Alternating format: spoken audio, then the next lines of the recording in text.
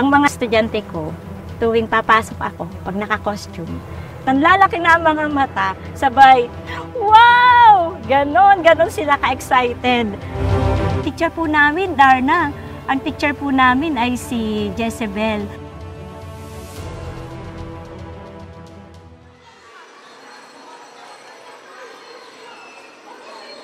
Ako po si Teacher Eileen Doblada Santo Domingo, Master Teacher 2 ng Bilangonan Elementary School. Dahil ako ay guro sa grade 1, kadalasan tumatakbo ang araw ko bilang guro sa pagpapabasa sa mga bata, sa subject na matematika, sa pagsusulat. 1998 pa ako nagtuturo sa grade 1 at hanggang ngayon ay hindi ako umaalis sa grade 1 sa kabila ng mga challenges, lalo po sa panahong ito na ang dami nating kalaban. Maraming kalaban ang pag-aaral katulad ng mga gadget, ng telebisyon, ng computer, ng mga laro sa cellphone. Bilang guro, nag-iisip ako ng paraan paano namin makukuha ang atensyon ng mga bata at kung paano namin masusustain yon. Ang naisip kong paraan nga ay pagsusuot ng costume kasi tingin ko sa mga bata, yun ang gustong-gusto nila. Magandang umaga mga bata! Magandang umaga po! Sa pagtuturo po ay mahalaga na makuha ang atensyon ng mga bata dahil kahit anong gawin mong pagtuturo, kahit anong estratehiya ang gamitin mo, kung ang atensyon ng mga bata ay hindi mo makukuha, mababaliwala lahat ng iyong ginagawa.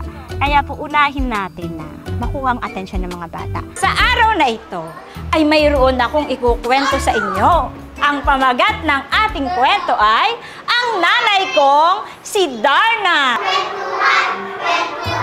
Kwentuhan! Ang mga costume pong isinusuot ko ay karamihan ay mga karakter sa ating literatura, sa ating mga palabas sa telebisyon, sa pelikula. Kasi bawat costume po talagang gusto kong may kalakip ito na pagpapahalaga na values para sa mga bata. Ang pagsusuot ko po ng costume ay depende sa aralin. Kapag po may aralin na pwede kong gamitin ang costume, ay magsusuot po ako ng costume. Sa mga ibang pagkakataon naman, gumagamit ako ng props para po talagang yung atensyon ng mga bata ay makuha. Para excited silang pumasok, excited silang matuto. Yan, magandang umaga! Ang mga magulang nagme-message sa akin, sabi nila, Ma'am, teacher, ang aking pong anak ay naka-ready nang pumasok kasi excited daw po siya na makita ang susunod niyong isusuot na costume. Sino ang kayang bumilang ng mga isda? 1, 2, 3, 4, 5, 6, 7, 8. Kaya po, mula noon, mas lalo pa akong nagkaroon ng motivation, ipagpatuloy ang paggamit natin ng masining na pagkukwento sa mga bata. Ito po ay mas epektibo, mas natututo ang mga bata, mas nauunawaan nila ang nilalaman ng kwento. E-enjoy nila ang bawat araw nila sa school. Bakit ka masaya? Ang saya ni Paul! Naniniwala ko ang kwento ay isang napaka-effective na medium para matuto ang mga bata, hindi lang ng mga kaalaman, kundi ng pagpapahalaga.